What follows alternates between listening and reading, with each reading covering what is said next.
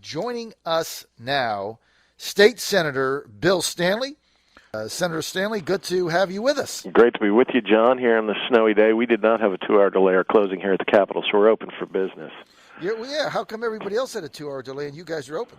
You know what? We even got snow last year that was pretty significant, and we were still open. We had to trudge through it to get in here. We only have 45 days, so every day counts, and there are no makeup days here, so we have to stay here no matter. I think if we got the snow that you have up in the Northeast, we'd still be open for business. You guys are tough. Senator Stanley, you're known for your candor. Now, I'm a cat guy, okay? So I was very interested in this cat fight yesterday. Probably doesn't appeal to that many people, but I have a big male tabby cat, Sammy. I love my cat. I'm a cat guy. Now, what's going on here in Virginia with the cats? Well, right now we're having a debate here at the Capitol with regard to trap, neuter, and return policies. There's a program which is called Trap, Neuter, and Return. We have a large feral cat population in the Commonwealth of Virginia, and as such, it is reproducing at a very quick rate. And these feral cats can produce litters, which per year can produce up to 18 kittens. So, as that feral cat population grows, there can be, spread of disease to livestock, harm to human beings, harm to crops, and certainly a lot of cats are euthanized. They're taken in by the dog pounds, and when they don't find an adoptive forever home, then they're euthanized, which is a tragedy in and of itself, and it costs the taxpayers money. What my bill was trying to do was to get a collaborative effort between humane foundations and societies and those that care so much about animals and our local governments to create a trap, neuter, and return program where they could be organized together to trap these feral cats, neuter them, give them the medical treatment they need, and then return them to their feral status without being charged with abandoning an animal and controlling the cat population, which would then reduce euthanization of unwanted cats, which would be a savings to the taxpayer and certainly would slow down the tragedy of killing animals that are unwanted, and really put us in a position where we're controlling a population, which would then, of course, control disease spread of rabies and other things like that. So that's what we're trying to do. The great thing about it is the debate that goes on. You've got everybody who's concerned. We all want to save animals, but nobody can agree on how it gets done.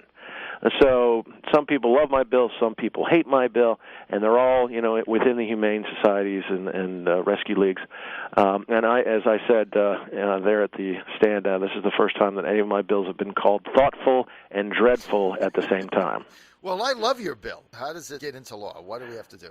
Well, what we've got is we've got another hearing coming up. I'm going to try to work with both sides again, which has been an adventure in and of itself right here in my office. But we're going to try to see if there's some common ground where we can reach, where we can move this forward. Because if we can control the populations and drop the euthanasia rates, we're saving cats, but we're also saving the taxpayer money. So, if you like the bill, and I always urge anybody who's listening and anybody who's involved as a citizen of the Commonwealth, read these bills, get involved, and if you like something like that, then email your legislator, call us up, let us know how you feel, and usually that translates into votes in the committee and later on the floor of the Senate. I think it's thought through. Senator Stanley, I don't like to seeing the cats euthanized. You have to control the population. So your bill, which is capture them, trap them, capture them, neuter them, put them back wherever they were without having the abandonment thing, I think that's the way to go, and eventually things work out, because the alternative is they get basically euthanized. I mean, that's the other option, and that's happening at an alarming rate. But you can't do nothing because, we do have a substantial feral cat population in this state. We do. Senator Stanley, let's get to the constitutional amendment, making a little headway in the Senate now to expand the opportunity for a governor of Virginia to serve 2 terms.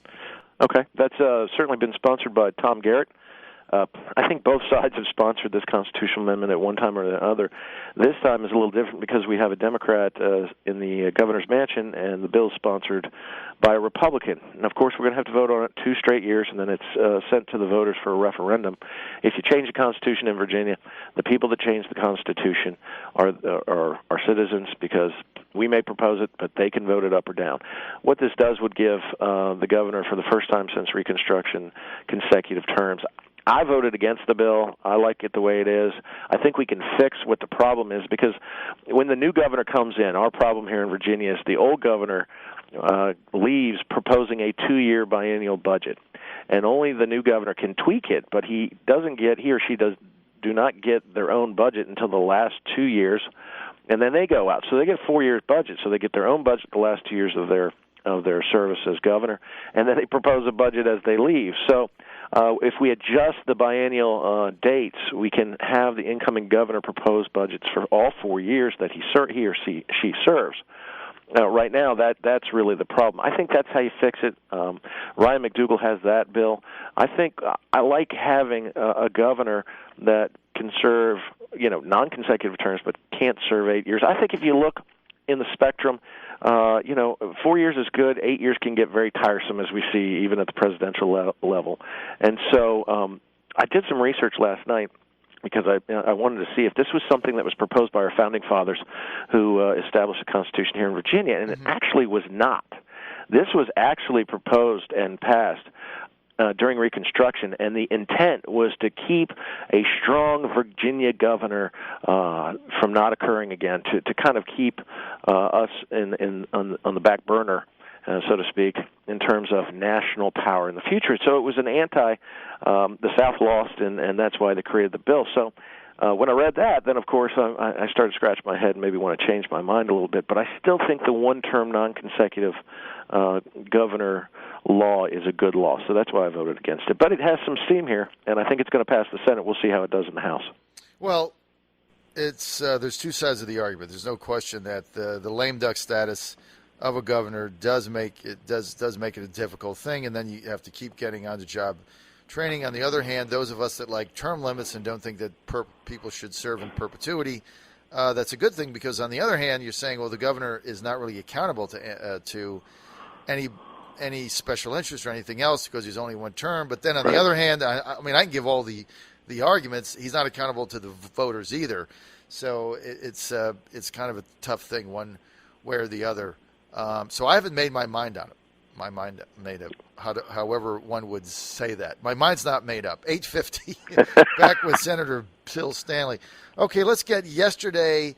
Terry McAuliffe had a slew of payback. Mayor Bloomberg, restrict gun laws. They all went down in flames. What's up with that? Well, I think, you just mentioned earlier where a governor can, is not bound to special interest. But I think what you see here is that our current governor is doing a little payback for those that support him and put him in the governor's mansion with the anti-gun bills. These were really an attempt not to get bills passed because they know these bills will fail in the House. These are trying to make political points for what will be next year's or this year's 2015 election in the House and Senate. It fires up his base. It gets him in a position where he can push gun control and anti-gun legislation as a part of his policies to the Democrats that are fervent about that. In some ways, they think they're making us take bad votes, and perhaps for those in Northern Virginia who are Republicans, that may be the case, but I don't think it really is. We have a strong gun tradition here and a Second Amendment tradition here in Virginia. So I think it's more of the same. There was a bill where Don McEachin was trying to expand what is an already existing law, and it's not related to guns, but it's about equal pay for women and men. And he was expanding it by just tweaking it by expanding privileges and benefits as being a part of equal pay. Well, the way he wrote the bill, he wanted it to go down, and I even chided him about it and joked with him. He didn't want us to pass that bill. I voted for it because I wasn't going to play the game, but he wanted us to take bad votes. So sometimes these gun legislative bills, these anti-gun legislative bills, are meant for us, according to them, the Democrats, for us to take bad votes. So that's what yesterday was. We call it Gun Bill Monday. Gun Bill Monday. Yeah, Gun Bill Monday, and we certainly listened to everything. It took so long in our committee. We had to go into session. We couldn't even finish the rest of the court's docket. So what was the deal with the one bill that Tommy Norman, they were saying he was for it, then he changed his mind, but he voted for it, but they logged it as a no? What was that about? Yeah, I didn't even hear that in committee, and my recollection was the bill was defeated. It was defeated 10-5. Yeah, and that was Barbara Favola's bill, and right. I was sitting there, and I heard it defeated, and then somehow I believe the Democrats thought it reported, and then when they went to the website, it was down along party line votes 10-5. So I don't know what the confusion is. Again, that may be just to try to make points. Senator Favola said that basically that wasn't being transparent and that wasn't fair. But her bill was given a full hearing, and we all voted on it, and everybody who was there, I think, heard that the bill had been defeated, except for maybe her and some other people, a couple other people. But again, you're making political points out of something which is a serious issue and deserves debate. I don't believe that Senator Norman or Ryan or Jill or anything were being nefarious or underhanded or changing votes after she left, because even those votes would not have made it report. You're right. Your reaction to the Fourth Circuit Court yesterday, in somewhat of a surprise move, overruling Judge Spencer's ruling and allowing former Virginia Governor Bob McDonnell to remain out on bond during the process of his appeal. Did that come to you as a surprise?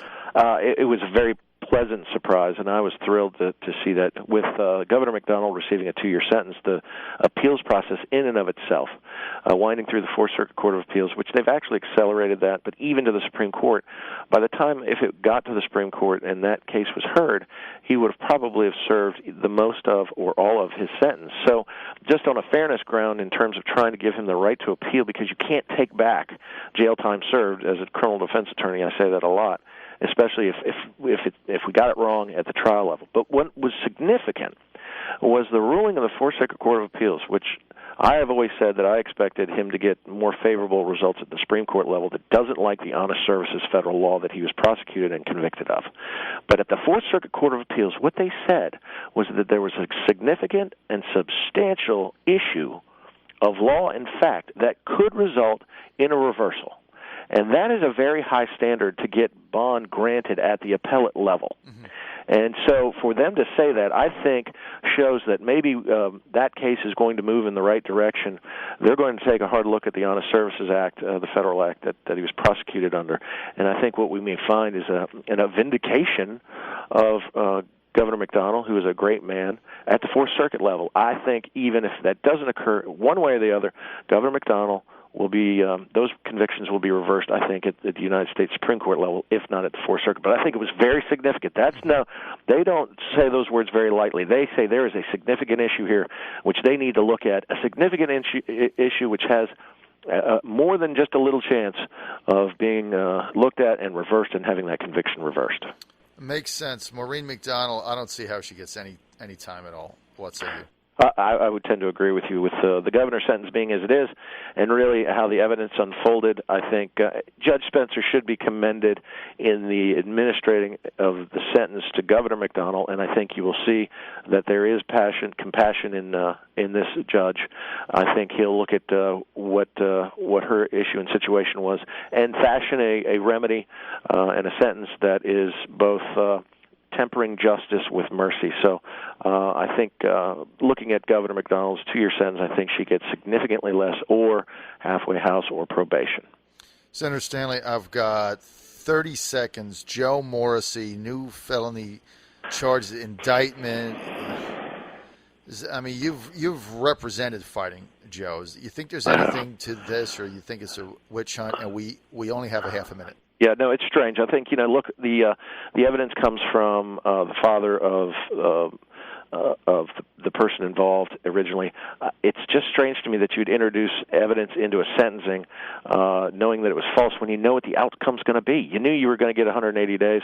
It's a plea agreement. Why put something in unless you believed it to be true? So I think, again, keep the door open, keep the minds open, see what happens in the future. But don't ever bet against Joe Morrissey. That's what I say, and I think you're right about that. He was on my show. He defended himself, and he basically said that. Why would I do this when I already had a plea in the works? Didn't make any sense. We're out of time. We want to thank Uncle Bill, Senator Bill Stanley, Republican, 20th District. I look forward to seeing you, Senator, the next day or so in your office, and we really appreciate your time and